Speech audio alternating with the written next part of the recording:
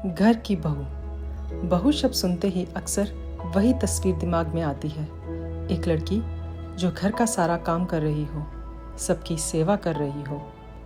बहुत कम ही ऐसा होता है कि बहू शब्द सुनते ही वो आराम करती हुई, हंसते मुस्कुराते या खुद के लिए जीती हुई नजर आए। क्यों? क्योंकि हमारी परवरिश और सोच ने कल्पना की सीमाएं तय कर दी हैं, जैसे मानो उसका जन्म सिर्फ पत्नी, बहू और गृहिणी बनने के लिए हुआ हो। दिन भर का काम, बच्चों का होमवर्क, शाम की चाय, रात का खाना, जिंदगी मानो इन्हीं सवालों में उलझ कर रह गई हो। और अगर कभी थक कर बैठ भी जाए तो खुद ही सोच लेती है, अभी तो बहुत काम बाकी है, मैं कैसे आराम कर सकती हूँ। क्योंकि बचपन से यही सिखाया गया है, एक अच्छी माँ बनो, एक अच्छी पत्नी बनो, एक अच्छी बहू बनो। पर ये कभी नहीं सिखाया गया कि खुद का भी ख्याल रखना, खुद को कहीं खो मत देना।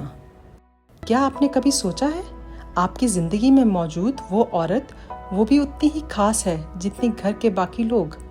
इसलिए हर काम सिर्फ बहू पे मत डालिए, जिम्मेदारियां मिल बांट कर निभाइए। बेटियों को भी सिखाइए कि खुद का ख्याल रखना और ख्याल रखवाना भी ज़रूरी है। और हाँ, घर के बाकी लोग भी घर के कामों में हाथ बटाएं, सिर्फ बहू ही सारा बोझ ना उठाए। इसलिए रिश्ते निभाने का तरीका बदलना होगा। ससुराल बनने से पहले बहू का घर बनिए, पति बनने से पहले हमसफर बनिए, सास बनने से पहले माँ बनकर देखिए। और सबसे ज़रूरी, बहू को घर की लक्ष्मी ही नहीं बल्कि परिवार का अटूट हिस्सा मानिए।